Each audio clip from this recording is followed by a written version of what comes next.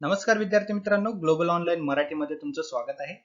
My name is Nihal Suryavanshi. I am your commerce educator. तर मित्रांनो, आजच्या लेक्चरमध्ये आपण महाराष्ट्र सेट एक्झामिनेशन 2017 मधील कॉमर्स सब्जेक्टचा क्वेश्चन पेपर डिस्कस करणार आहोत. ओके, मागील व्हिडिओजमध्ये मागील सेशन्समध्ये आपण काही क्वेश्चन डिस्कस केलेले आहेत डिटेल्समध्ये. त्याचे लिंक मी डिस्क्रिप्शन बॉक्समध्ये दिलेली आहे, ते तुम्ही पाहू शकता. ओके, तर आजच्या लेक्चरमध्ये जो पेपर 2 होता, ज्यामध्ये की 50 क्वेश्चन्स विचारले जातात, ते कंप्लीट करणार आहोत आणि नेक्स्ट सेशन पासून आपण पेपर 3 जो आहे कॉमर्स सब्जेक्टचा तो सुरू करणार आहोत. ओके, त्याआधी मित्रांनो मी तुम्हाला सांगू इच्छितो की ग्लोबल ऑनलाईन युनिव्हर्सिटीने तुमच्यासाठी फुल सिलेबस कोर्स आणलेला आहे. हा फुल सिलेबस कोर्स तुमच्या प्रिपरेशन साठी खूप हेल्पफुल असणार आहे. या फुल सिलेबस कोर्स मध्ये तुम्हाला प्रोव्हाइड केले जाणार आहे 25 मॉक टेस्ट, ज्यामध्ये प्रिव्हियस इयर क्वेश्चन टेस्टचा सुद्धा समावेश असणार आहे 2015 पासून ते 2020 पर्यंत. ओके, तर हे जे प्रिव्हियस इयर क्वेश्चन टेस्ट असणार आहे ते तुम्हाला डिटेल एक्सप्लेनेशन सोबत मिळणार आहे. म्हणजे जेव्हा तुम्ही हे टेस्ट सबमिट कराल तेव्हा तुम्हाला त्याचं डिटेल्ड एक्सप्लेनेशन म्हणजे संपूर्ण स्पष्टीकरण तुम्हाला मिळणार आहे. कुठले प्रश्न चुकलेत, कुठले प्रश्न बरोबर आलेत याचं स्पष्टीकरण तुम्हाला मिळणार आहे. ओके, या प्रिव्हियस इयर क्वेश्चन टेस्ट सोबत तुम्हाला फुल सिलेबस टेस्ट सुद्धा मिळणार आहे तुमच्या प्रॅक्टिससाठी, जे की ग्लोबल ऑनलाईन युनिव्हर्सिटीच्या एक्सपर्टीजने तुमच्यासाठी बनवलेला आहे. ओके, या टेस्ट व्यतिरिक्त तुम्हाला फुल युनिट नोट सुद्धा मिळणार आहेत मराठी आणि इंग्लिश या कंबाईन लँग्वेज मध्ये, दोन्ही लँग्वेज मध्ये. ओके, हे नोट्स हे जे नोट्स आहेत तुम्हाला प्रोव्हाइड केले जाणार आहेत, त्यामधून तुमचा कन्सेप्ट जो आहे तो पूर्णतः कव्हर होणार आहे. ओके, या नोट्स सोबतच तुम्हाला 200 प्लस व्हिडिओ लेक्चर सुद्धा मिळणार आहेत प्रत्येक युनिट वरती, प्रत्येक चॅप्टर वरती. ओके, तेही मराठी आणि इंग्लिश या दोन्ही लँग्वेज मध्ये, म्हणजे जेणेकरून तुम्ही तुमच्या टाइम नुसार, कन्व्हिनियंट टाइम नुसार कधीही हे व्हिडिओज पाहून तुमची स्टडी करू शकता. ओके मित्रांनो, या फुल सिलेबस कोर्स मध्ये तुम्हाला पर्सनल अटेन्शन मिळणार आहे एज्युकेटर्स कडून. म्हणजे तुम्हाला काही डाउट्स असतील, काही प्रश्न असतील तर तुमच्या प्रिपरेशन बद्दल किंवा एक्झामिनेशन बद्दल, तर तुम्ही एज्युकेटर्सला विचारून त्याचं निवारण करू शकता. ओके, तर खूप हेल्पफुल हा फुल सिलेबस कोर्स असणार आहे. यासोबत या फुल सिलेबस कोर्स सोबत जर तुम्ही प्रिपरेशन कराल तर मी तुम्हाला गॅरंटी देतो की तुमचा फर्स्ट अटेम्प्ट मध्ये महाराष्ट्र सेटचा जो एक्झामिनेशनचा गोल आहे तो क्लिअर होणार आहे. ओके, जर तुम्हाला कोर्स जॉईन करायचा असेल तर ग्लोबल ऑनलाईन युनिव्हर्सिटीचा ऍप्लिकेशन डाउनलोड करा, which is available on play store. Okay, or you can contact on this below number and join this full syllabus course. Okay, तर सुरू करूया आजच्या लेक्चरला. In India a bank is classified as scheduled bank if. इंडियामध्ये जे banks असतात त्यांना scheduled bank केव्हा म्हटलं जातं, राईट? तर त्यांना काही रजिस्ट्रेशन करायला लागतं की त्यांना काही एलिजिबिलिटी पूर्ण करायला लागतात की कशामुळे त्यांना शेड्यूल्ड बँक असं कन्सिडर केलं जातं किंवा क्लासिफाय केलं जातं. Okay, A, it is listed on stock exchange. जेव्हा ते स्टॉक एक्सचेंज मध्ये लिस्टेड असतात तेव्हा त्यांना शेड्यूल्ड बँक क्लासिफाय केलं जातं. की बी, इट हॅज मिनिमम 1000 ब्रांचेस. जर त्यांचे 1000 ब्रांचेस असतील एखाद्या पर्टिक्युलर बँकची, तर त्याला क्लासिफाईड केलं जातं शेड्यूल बँक म्हणून. की C, it is included in the second schedule of RBI act 1934. की एखादी बँक जर आरबीआय ऍक्ट 1934 च्या सेकंड शेड्यूल मध्ये इन्क्लुडेड असेल तर त्याला शेड्यूल बँक म्हणून क्लासिफाय केलं जातं. की D, it has deposits of ₹1 crore and above. जर एखाद्या बँकमध्ये 1 करोड पेक्षा जास्त डिपॉझिट्स किंवा ठेवी असेल तर त्याला शेड्यूल बँक असं कन्सिडर केलं जातं.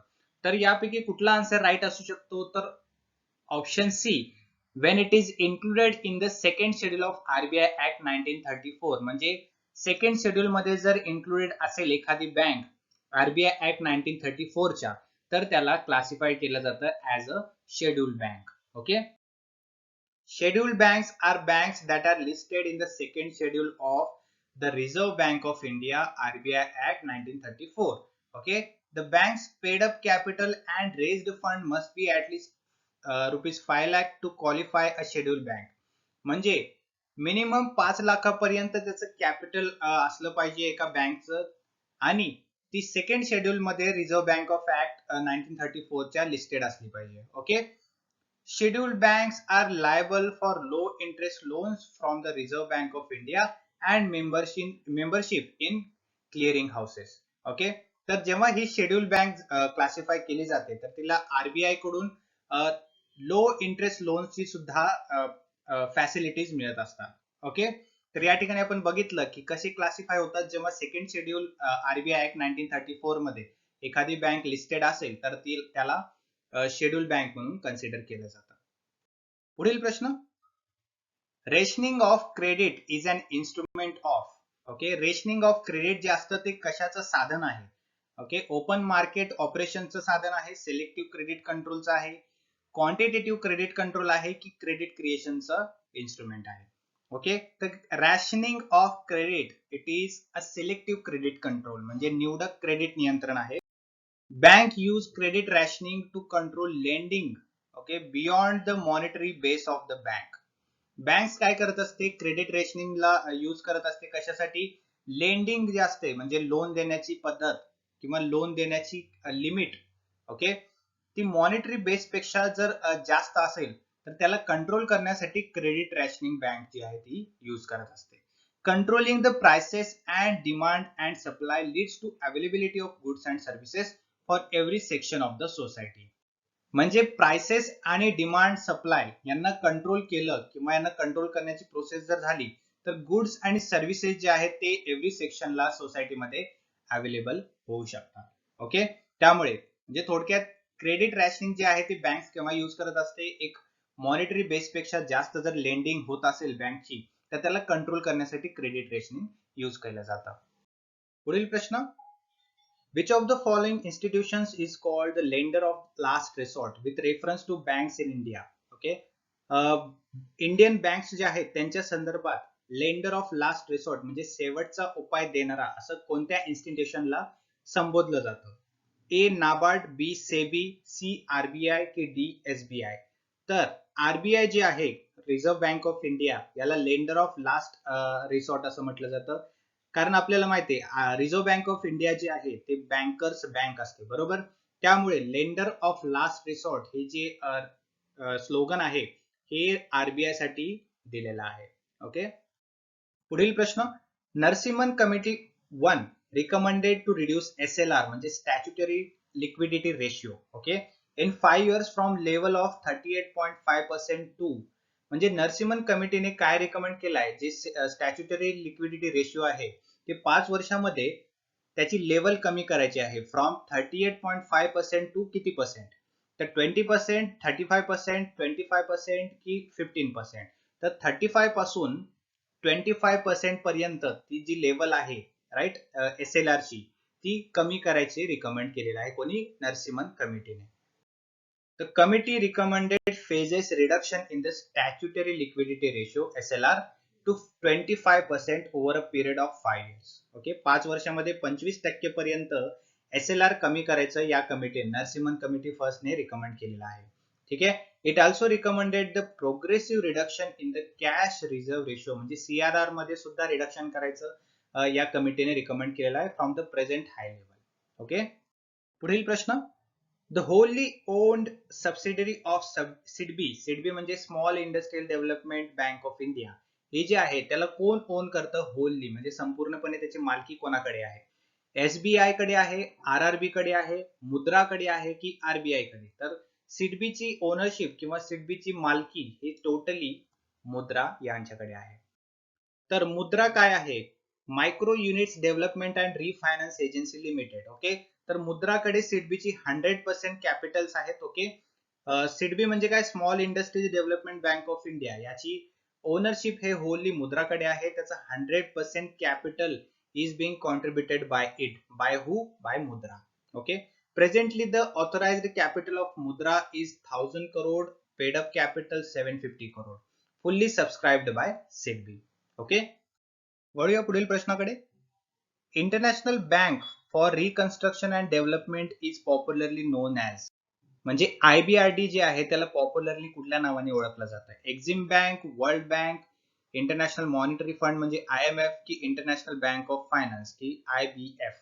ओके, तर आयबीआरडी जे आहे international bank for reconstruction and development, त्याला वर्ल्ड बँकच्या नावाने ओळखलं जातं. Okay, so world bank is the right answer. The IBRD and its concessional lending arm म्हणजे कोण? International development association. आयबीआरडीचा कन्सेशनल लेंडिंग आर्म कोण आहे? तर आयडीए, इंटरनॅशनल डेव्हलपमेंट असोसिएशन. हे दोन्ही जे आहेत are collectively known as world bank. या दोघांना कंबाईनली कलेक्टिव्हली वर्ल्ड बँक असं म्हटलं जातं. आणि ह्या दोन्हीचं लीडरशिप आणि स्टाफ जे आहे ते दोन्ही काय आहे? सेम आहे.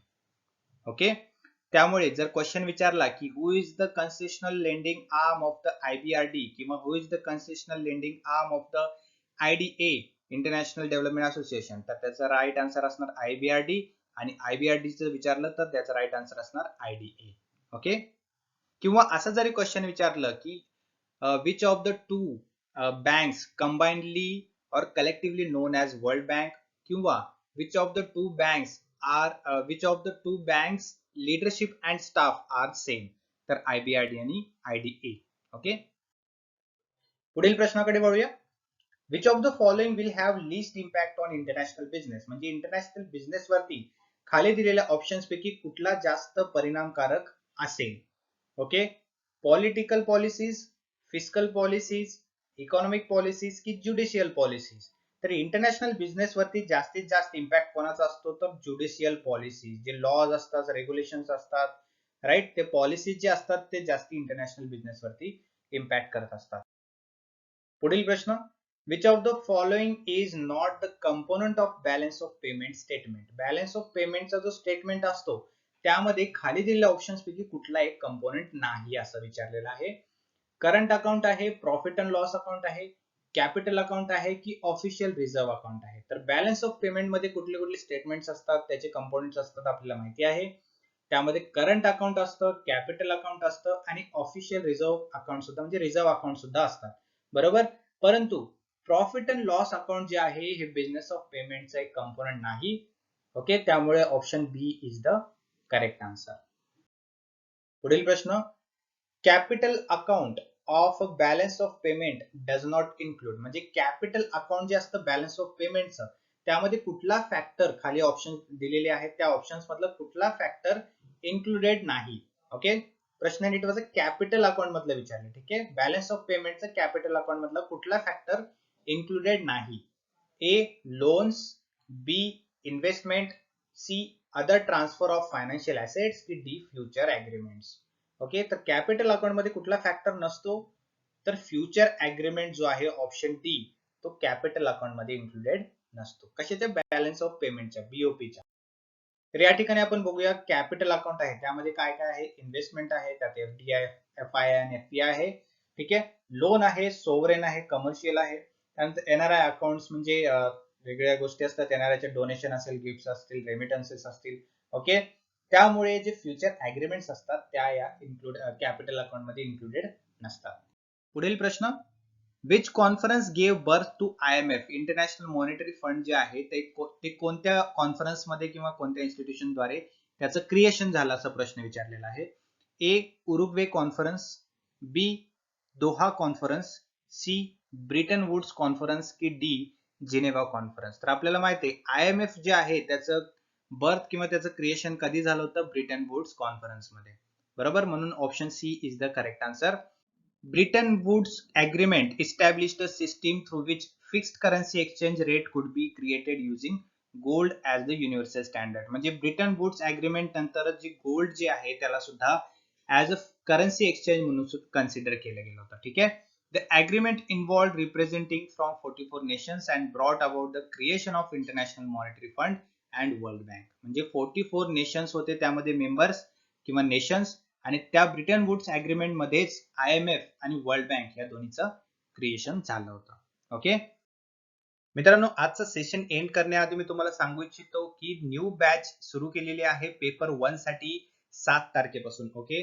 तर ही जी बॅच आहे ही तुमची एक्झामिनेशन पर्यंत चालणार आहे. यामध्ये तुम्हाला 50 मॉक टेस्ट प्रोव्हाइड केले जाणार आहेत.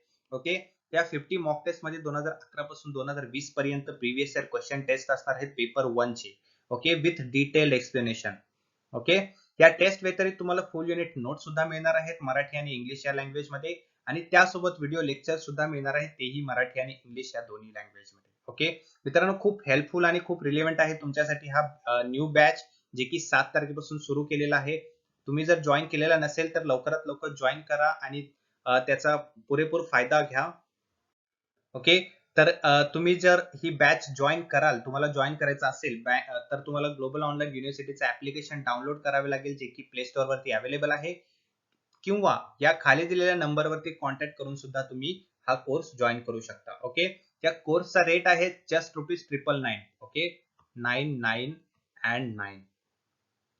ओके. जेव्हा तुम्ही हे कोर्स जॉईन कराल तुम्हाला व्हॉट्सअप ग्रुपमध्ये ऍड केलं जाईल आणि रोज संध्याकाळी 6 वाजता तुम्हाला ही टेस्ट जे आहे त्याची लिंक तुम्हाला प्रोव्हाइड केली जाईल. ओके. ही जी लिंक तुम्हाला जी प्रोव्हाइड केली जाणार आहे व्हॉट्सअप ग्रुपवरती ते तुम्ही कधीही तुमच्या वेळेनुसार जॉईन करू शकता, टेस्ट देऊ शकता आणि कितीही वेळा ती टेस्ट तुम्ही देऊ शकता. ओके. जो टाइम टेबल आहे कधी आणि कोणती कोणती टेस्ट असणार आहे ते मी तुम्हाला सांगतो पुढे. तर या ठिकाणी हा टाइम टेबल आहे. या टाइम टेबल नुसार तुमचे टेस्ट असणार आहेत. ओके. 7 तारखेला टेस्ट 1 झालेली आहे. ती 25 सप्टेंबर पर्यंत तुमची 50 टेस्ट जे आहेत ते टोटल कंप्लीट होणार आहे. ओके. तर मित्रांनो खूप हेल्पफुल आहे हा कोर्स तुमच्या अपकमिंग एक्झामिनेशन साठी. महाराष्ट्र सेटची जी एक्झामिनेशन आहे पुढच्या महिन्यात होणार आहे त्यासाठी हा कोर्स तुमच्यासाठी खूप चांगला आहे, हेल्पफुल आहे. ओके. तर लवकरात लवकर जॉईन करा.